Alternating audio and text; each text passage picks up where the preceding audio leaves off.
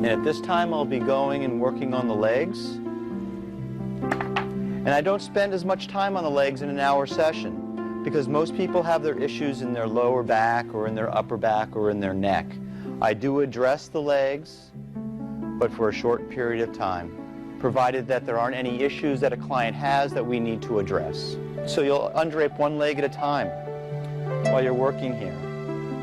Being that we're working on larger muscle groups through the glutes and through the hamstrings, we can work with hotter stones. We can work with larger stones. The body's going to absorb the heat better. I'm going to be taking out 3 stones at a time when I'm working on the legs. Some are going to be larger than the others. The smaller ones you're going to want to work with first because they're not going to hold the heat as long. And by the time you get to the last one, which is the larger stone, there'll still be enough heat in it to work with. So I'm first going to apply oil to the leg, like I did to the whole back when I started the session. And you're also going to want to apply a little bit to the bottom of the foot.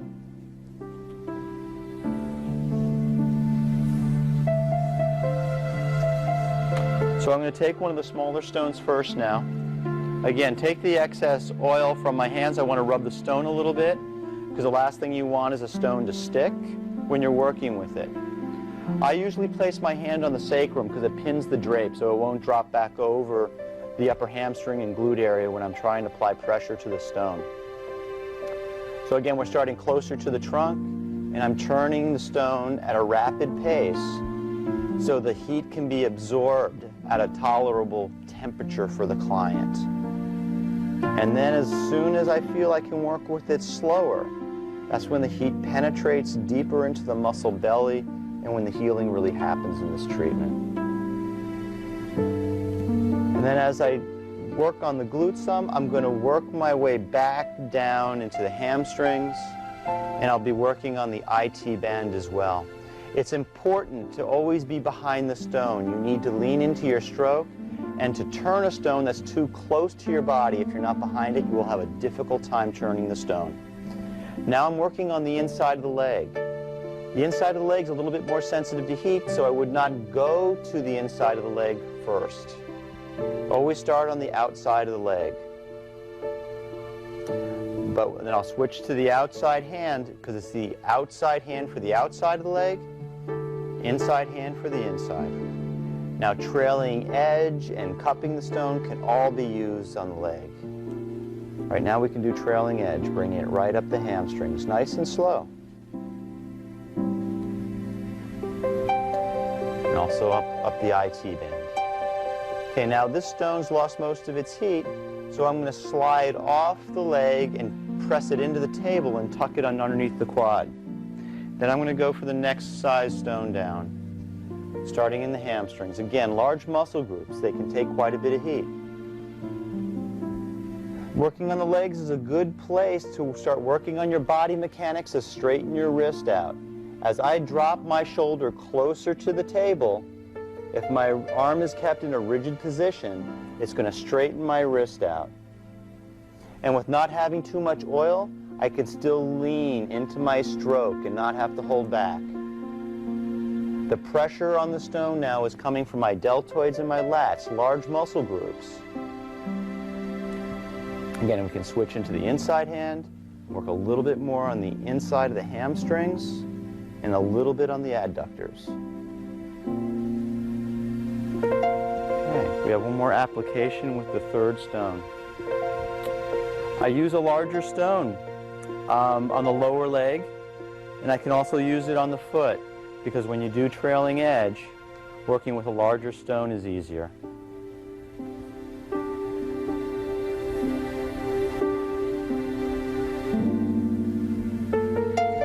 Again, I switched into the other hand.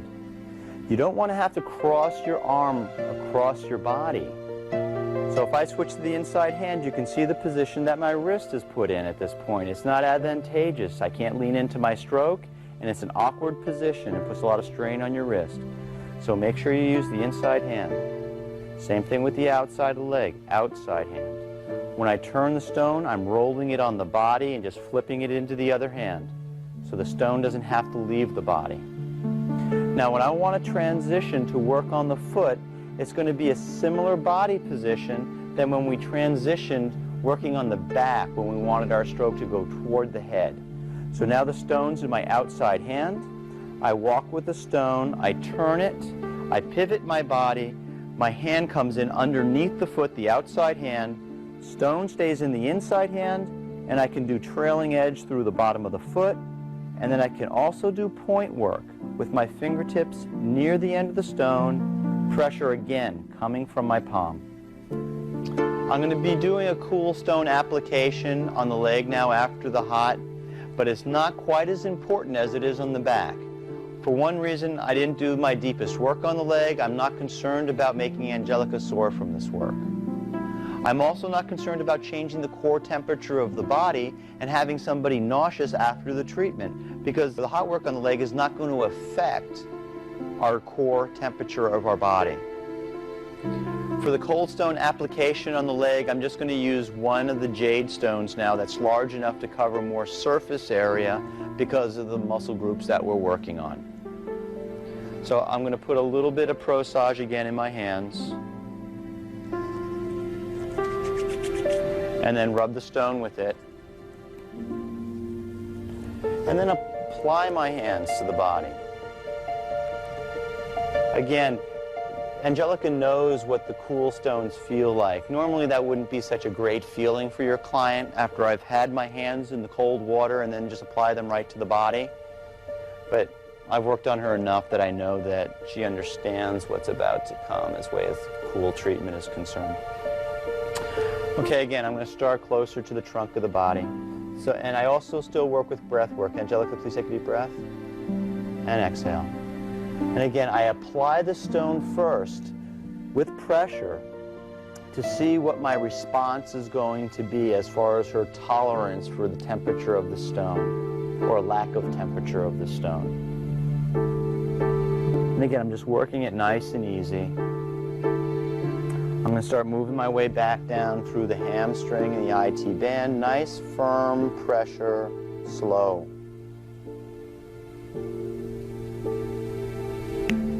Now switch into the other hand, because biomechanically, when I want to work on top of the hamstrings or on the inner thigh area, it's a better position for me. My other hand, when I'm working on the legs, will either be on the inside or the outside. It will be the opposite from what the stone is, because people who relax enough are going to have, they're going to be relaxed in their hip, and the leg can rotate while you're working on it, which goes away from the pressure that you're trying to apply. So the hand on the opposite side of the leg can keep the leg from rolling so your pressure becomes effective. And again, we'll just do a little bit of work in the calf, nice and easy, and slow.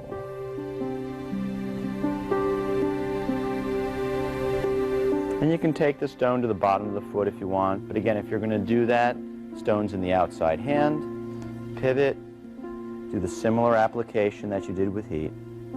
Nice broad pressure, pinpointed if you'd like to work specific points.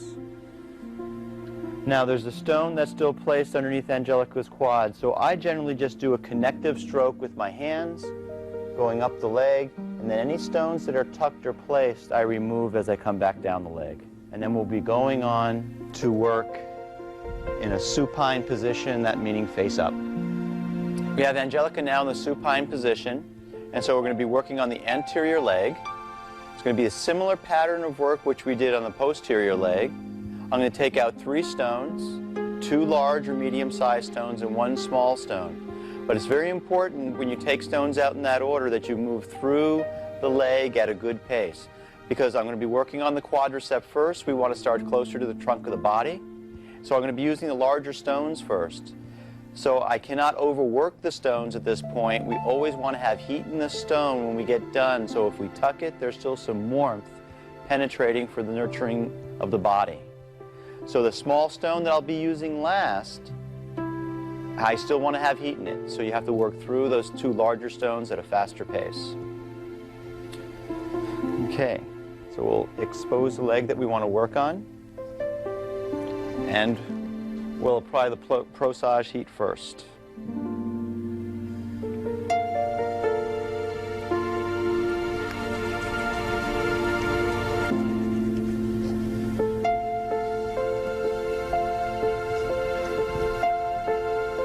After I get done distributing the oil on the leg, I'm going to place a belly stone and occipital ridge stone, which is going to be part of the nurturing part of this deep tissue massage. We want the client to be able to relax and almost take themselves to a different place while you're doing this. And so if we can bring some tranquility into the treatment while we're applying the strokes of the deep tissue work, the client will heal faster and resonate with the work better. So I'll first take out one of the larger stones as a belly stone. In addition to, I'm going to take out an occipital ridge stone, which will be placed at the base of the neck. Now when you place a stone that's underneath the body, you must make sure that it's properly protected so it doesn't burn your client. Whenever they lay on a stone, the intensity of that heat is amplified greatly.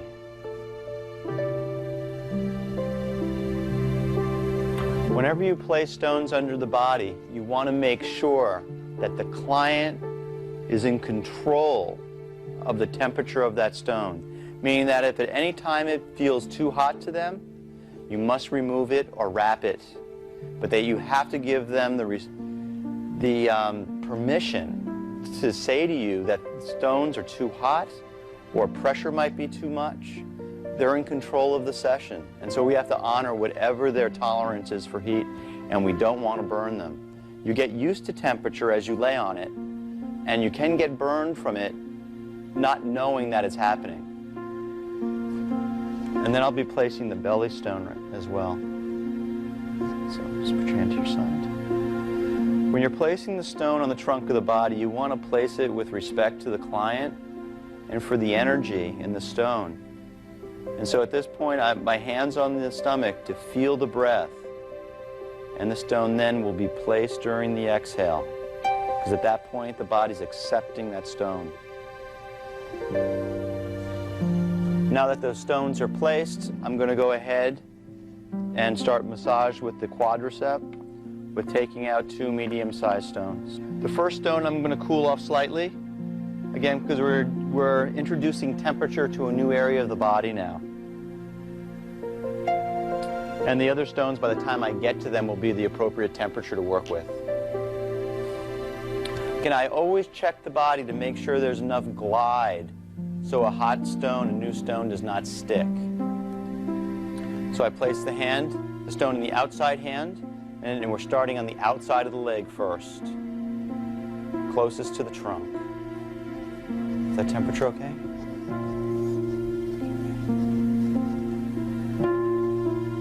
And then as the stone starts to cool down, the pace slows down.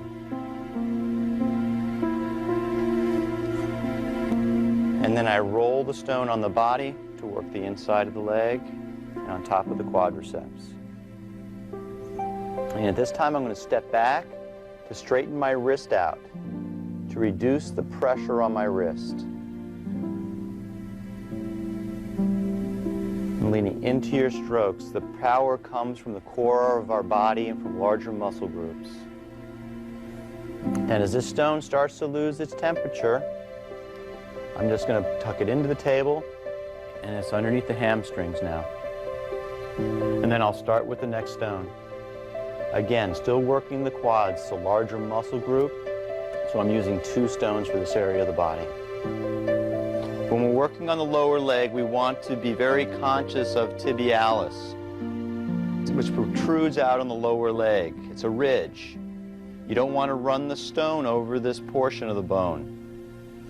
It also drops down on the inside of the leg where you'd want to access tibialis posterior. So you need a smaller stone to access these areas. When I start to work on the lower leg, I'll have the stone in my outside hand, but I control the leg at the heel with my inside hand. Present the stone to the outside of the leg, and then we're just working on tibialis anterior right now. Again, drawing the stone back and leaning into our strokes. Now, when I want to, I'll turn the stone up on its side, which is a cupping technique, where I'm pinning the stone to the body, and the motion to bring tibialis anterior slightly away from the bone is with my arm. It's not coming from my fingers. My fingers are not doing the work. The pulsating motion comes from my arm. My thumb is held rigid, but it's not squeezing the stone. And the pressure is coming from my palm to hold the stone in place. There's a space between tibialis anterior and tibialis. And so the stone is in that space.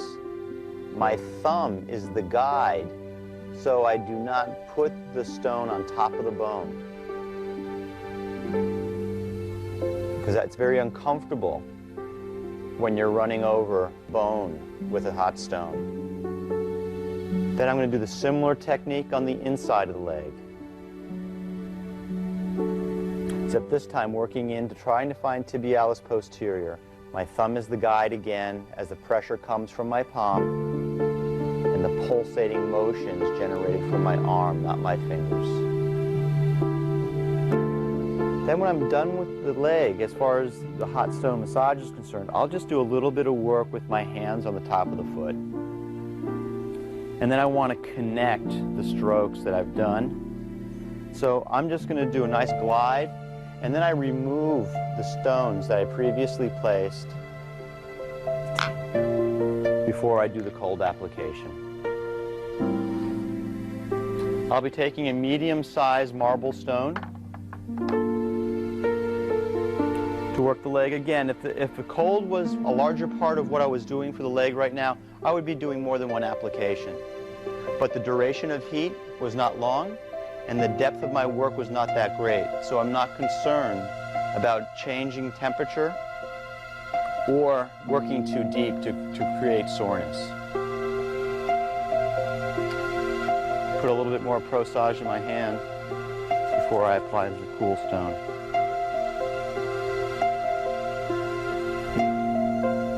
Okay, Angelica, take a deep breath for me. And exhale. Apply the stone, slow pressure.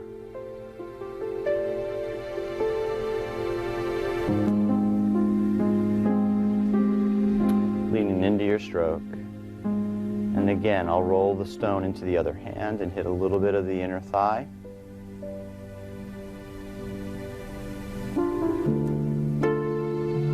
And then bring it down to the lower leg.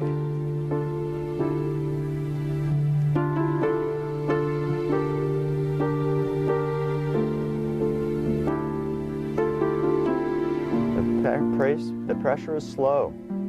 Pace is slow. Pressure is firm while you're working with cold. Then when I'm done with the cold application, I just glide off the foot.